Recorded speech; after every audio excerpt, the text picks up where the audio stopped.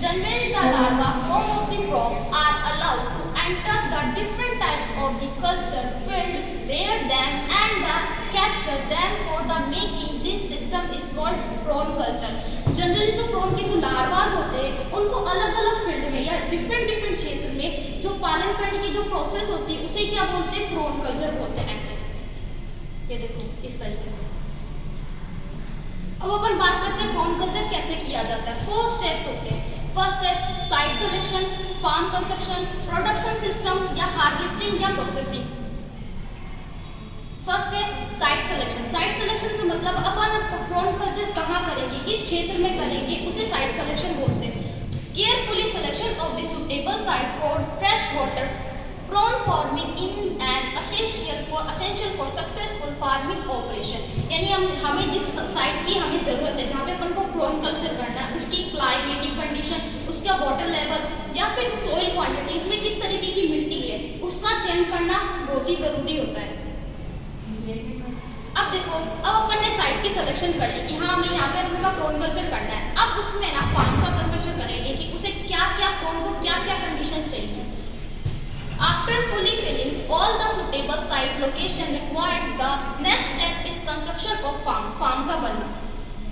The design must be suitable by operational conversation and biological necessity of the prawn. Prawn को जिस biological condition चाहिए, soil की मात्रा, temperature या फिर जो भी क्वांटिटी उसे चाहिए वो अपन प्रोवाइड कराएंगे फार्म के थ्रू। इस तरीके से ऐसे बना के।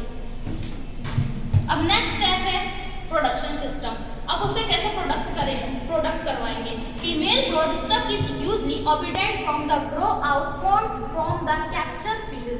जो फीमेल प्रजनन योग्य होगी यानी जो ब्रीडिंग कर सकेगी, सिर्फ उन्हीं प्रॉन को, फीमेल प्रॉन को रखेंगे, बाद बाकी को नहीं रखेंगे और बाद बाकी की जरूरत भी नहीं होगी। Normally brood of the egg carrying females are usually only once. जो फीमेल ब्राइड होती है, जो फीमेल प्रॉन होती है, वो सिर्फ एक ही बार एग देने की, ब्राइड नहीं हिप्पीरोइड है ना, हाँ पैरेड, वो सिर्फ एक ही बार एग देती है। ठीक है, एक ही बार, ओनली वन टाइम उसे अलाउ करते हैं एग देने के। अब फीड एंड फीडिंग। अब अपन ने फार्म का कंस्ट्रक्शन कर लिया, साइट भी बना लिया, हम उसे किस तरीके से भोजन देखें। देखो नॉर्मली जो है ना उनका जो फूड होता है वो इतना मतलब हाई कॉस्टली नहीं होता। उन्हें वेस्ट मटेरियल, हमारा जो भी वेस्ट मटेरियल होता है जैसे छिलके वगैरह, वेजिटेबल्स के जो वो वेस्ट मटेरियल होते हैं, उनकी छोटी छोटी गोलियां बना ली जाती है और वो गोलियां ऐसी बनाई जाती है जो पानी में जल्दी से डिजोल्व हो जाए और ज़्यादा समय तक रहे भी ना, ताकि जो वाटर है वो खराब ना हो जल्दी से, यानी कम समय में वो फटाफट डिजोल्व हो जाए और उसे आसानी से खा लें। Feed management play is a very crucial role in the prawn culture. Food सबको ही चाहिए है ना, खाना सबको चाहिए, तो वो बहुत ही ज़रूरी होता है। Natural food is the preferred over supplementary food. देखो जब अपन साइट सिलेक्शन करते हैं, फॉर्म का कंस्ट्रक्शन करते हैं, तो उनके लिए ना कृत्रिम करना जरूरी नहीं। अब है हार्वेस्टिंग एंड प्रोसेसिंग। ठीक है, pond rear gain prawns each marketable size in within 5 to 8 months depending on the stock rate of the other culture condition. देखो जो मार्केटेबल साइज होता है प्रॉन का वो विद इन 5 to 8 months में complete हो जाता है। कुछ वो अब बेस होता है उनकी क्लाइमेटिक कंडीशन पे, कुछ बहुत ही पहले साइज ले लेते हैं, कुछ थोड़ी देर बाद में लेते हैं। Gained prawn do not allow are to uniform roll and different in size appears in the spite of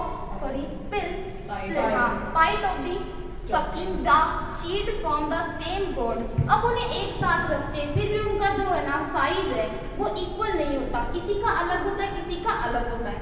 The size from harvest must be checked up from the time to time। अब जो उनका जो size है वो time to time उनका checkup किया जाता है, कितने बड़े हो गए, कितने चाहिए। ठीक है, अब देखो ऐसे ऐसे किया जाता है।